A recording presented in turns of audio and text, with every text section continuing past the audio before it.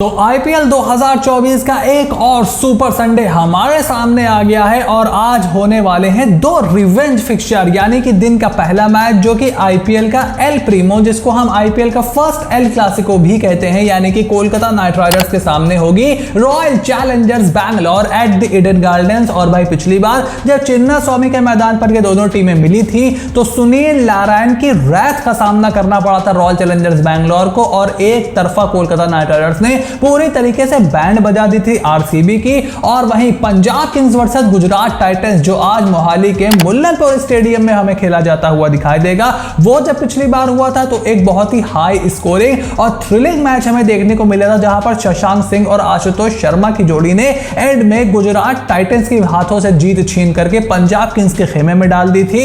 यानी कि एक और जबरदस्त हाई स्कोरिंग मुकाबला हमारे सामने आकर के खड़ा हो सकता है और सुपर संडे बहुत ही ज्यादा एंटरटेनिंग हो सकता है। अगर आपका आईपीएल अभी तक एंटरटेनमेंट में भाई कुछ कमी रह गई थी, अगर तुमको 3 विन 100 पौने 3 विन 100 के स्कोर थोड़े से कम पड़ने हैं तो फिक्र ना करो, आज पूरा का पूरा मजा आने वाला है। सबसे पहले मैच की बात करते हैं और अगर यहां पर प्लेइंग 11 देखें कोलकाता नाइट राइडर्स की तो मुझे नहीं लगता कि यहां पर कोई भी बदलाव केकेआर करने वाली है। देखो फिल सॉल्ट हो गए, सुनील नारायण हो गए, रघुवंशी, श्रेयस और वेंकटेश, रमनदीप, ये जितने भी आपके प्लेयर हैं ये आपकी बैटिंग लाइनअप को तो पूरा का पूरा कर ही रहे हैं। रिंकू सिंह भी होपफुली फिट होकर के हमें फील्डिंग करते हुए दिखाई देंगे, बिकॉज अगर वो फील्डिंग नहीं करते हैं तो कहीं ना कहीं उनके वर्ल्ड कप का सिलेक्शन भी डाउट में आ सकता है, खास करके रोहित और विराट के वापस आने के बाद। तो आई होप कि वो हमें फील्डिंग करते हुए दिखाई देंगे। मिचेल स्टार्क के ऊपर थोड़े से सवाल जरूर उठ रहे हैं, लेकिन हमें यह ध्यान रखना चाहिए कि ये मैच डे गेम है।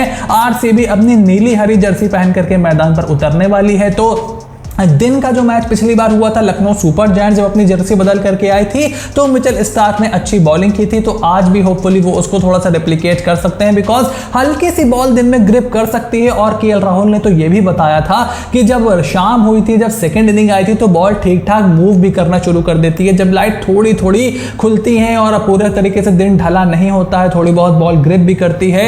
तो ये देखना इंटरेस्टिंग होगा कि दोनों ही टीमें टॉस पर क्या करती हैं, लेकिन मुझे नहीं लगता कि कोई भी चेंज यहां पर होने वाला है। एक चेंज अगर आप करना चाहो स्पिनिंग कंडीशंस को देखते हुए तो इंपैक्ट प्लेयर में वैभव अरोड़ा की जगह आप सूर्य शर्मा या अनुकुल रॉय का इस्तेमाल कर सकते हो। बैरन डैड कोलकाता नाइट राइडर्स कोई भी बदलाव करे ऐसा मुझे बिल्कुल भी दिखाई नहीं देता है। और वहीं अगर रॉयल चैलेंजर्स बैंगलोर की प्लेइंग 11 की बात करें तो भाई चिन्ना स्वामी के मैदान पर ये पिछले मैच में 4 रेगुलर बॉलर के साथ उतर गए थे और विल जैक्स इनके 5वें बॉलर थे। मतलब I have never seen a team so clueless, so tactically poor, so much blunder in one team that is absolutely ridiculous. और आज भी आरसीबी अगर ऐसा ही कुछ कर दे तो केकेआर के फैंस बुरा नहीं मानने वाले हैं। हालांकि मुझे लगता है कि इस मैच में वो मयंक डागर को अपनी फर्स्ट चॉइस 11 में डालेंगे। शाहबाज की जगह भाई ट्रेड करा करके लाए थे, कल देखा ना शाहबाज ने किस तरीके की बैटिंग की है। So RCB is an absolutely clueless team, I have absolutely no hopes from them. अगर वो ये मैच जीत लेते हैं तो एक आर्टिफिशियल एक्साइटमेंट भले ही उनके लिए आ जाए, but I don't think so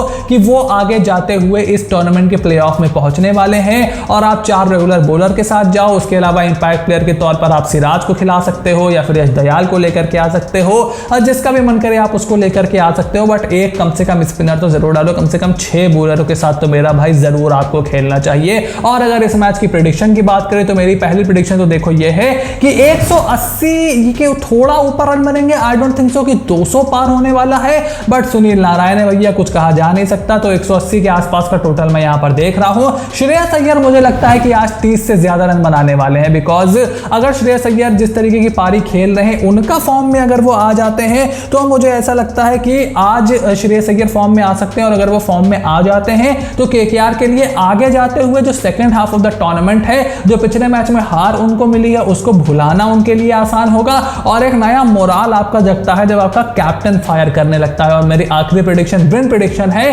Kolkata night Riders से रिलेटेड, क्योंकि मुझे नहीं लगता कि आरसीबी का प्रेडिक्शन करना यहां पर बहुत ही अच्छा डिसीजन होगा, क्योंकि आरसीबी एक क्लूलेस टीम मुझे दिखाई दे रही है। हाँ देखो क्रिकेट का गेम है, कोई भी जीत सकता है, बट केकेआर पिछला मैच हार करके आ रहे हैं तो वो भी बहुत ज्यादा डेस्परेट होंगे उस टॉप 2 में अपनी जगह बरकरार रखने के लिए, और टैक्टिकली भी वो थोड़ी सी बेटर टीम हमें यहाँ पर दिखाई दे रही है। सो मेरे हिसाब से कोलकाता नाइट राइडर्स को मैं यहाँ पर जीत दर्ज करते हुए देख रहा हूँ। और सुनील नारायण से कैसे पार पाएंगे, ना उनकी गेंदों के सामने विराट कोहली और फाफ डुप्लेसी का बल्ला चलता है, ना सुनील के सामने डीके का बल्ला चलता है।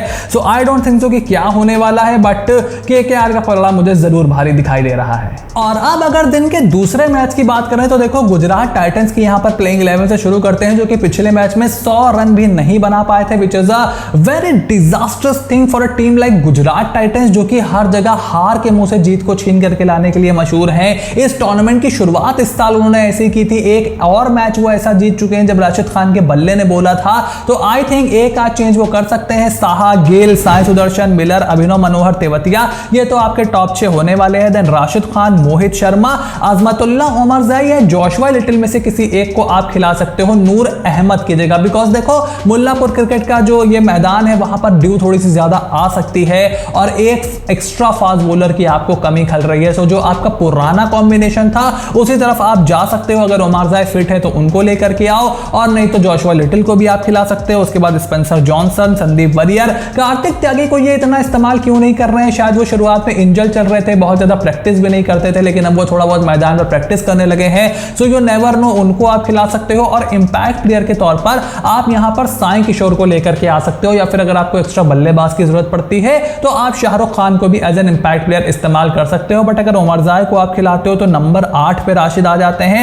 आई डोंट थिंक सो कि उसके बाद आपको इंपैक्ट प्लेयर में एज अ बैटर किसी की जरूरत पड़ेगी। तो आपके वरियर या कार्तिक त्यागी में से कोई एक हो गया, स्पेंसर जॉनसन हो गए, उसके बाद अजमतुल्ला उमरजाई, मोहित शर्मा 4 आपके सीमर हो गए, राशिद खान और साई किशोर, अच्छा स्पिन अटैक भी आपका हो गया। सो ये मेरे हिसाब से जीटी की बेस्ट 11 होनी चाहिए। उसके बाद पीबीकेएस की 11 चलें तो अभी शिखर धवन पूरी तरीके से फिट नहीं है इस मैच के लिए भी, मोस्ट लाइकली वो अनअवेलेबल रहने वाले हैं। तो Sam Curran, Prabhsimran Singh, Rilee Rossouw, Liam Livingstone, Shashank, Jitesh, Ashutosh, Harpreet, Harshal Patel, भाई ये टीम बुरी नहीं है। मैं कई वीडियोस में बोल चुका हूं ये टीम बुरी नहीं है, बट ये हारने का कोई ना कोई तरीका ढूंढ लेते हैं, जैसे इन्होंने पिछले मैच में ढूंढ लिया। उससे ये कैसे पार पाएंगे I have absolutely no idea. और कागिसो रबाडा, अर्शदीप सिंह, फिर भैया जिसको भी आपको इंपैक्ट प्लेयर लेकर के आना है आप खिला सकते हो। तो वहां पर आपके पास थोड़े बहुत ऑप्शन जरूर हैं, but I don't know how strongly I feel Sam Curran के ओपनिंग के बारे में। उसकी जगह आप चाहो तो किसी और को भी ट्राई कर सकते हो, मे बी प्रभसिमरन सिंह के साथ आप अथर्व टाइडे की तरफ एक बार दोबारा देख सकते हो, बट अच्छी खासी बैटिंग आपकी ऐसे ही है। आशुतोष शर्मा भी डोमेस्टिक में और अपने क्रिकेट में कुछ ओपन कर चुके हैं अपने क्रिकेटिंग करियर में, बट वो नीचे बैट कर रहे हैं, उनको आप नीचे दोनों को ही बंदों को बैट करने दो। सो आई डोंट थिंक कि यहाँ पर कुछ चेंज होने वाला है पंजाब किंग्स की प्लेइंग 11 में। और अगर इस मैच की प्रेडिक्शन की बात करें तो मेरी पहली प्रेडिक्शन तो देखो पहले दिन की तरह ही है कि 180 से ज्यादा रन बनने वाले हैं, खास करके नाइट मैच में इस मैदान पर तो 180 से ज्यादा रन हमें बनते हुए जरूर दिखा देंगे। दोनों ही टीमें बैट रही डीप।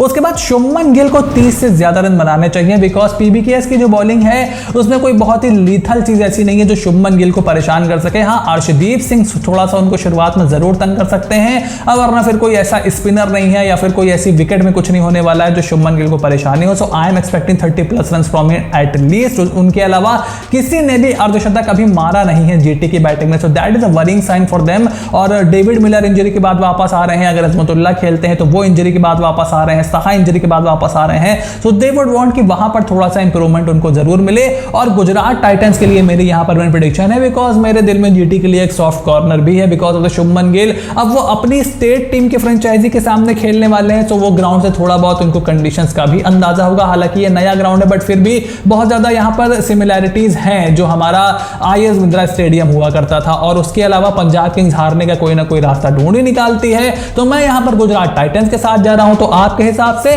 कोलकाता नाइट राइडर्स और गुजरात टाइटंस, क्या मेरी ये प्रेडिक्शन सही होने वाली है या फिर आपकी कोई और प्रेडिक्शन है? Shoot everything in the comment section down below. और चैनल को सब्सक्राइब करो, नोटिफिकेशन की घंटी बजा करके रखो ताकि इस तरीके की कोई भी वीडियो आपसे बिल्कुल भी मिस ना हो। So stay tuned and I will see you soon in the next video.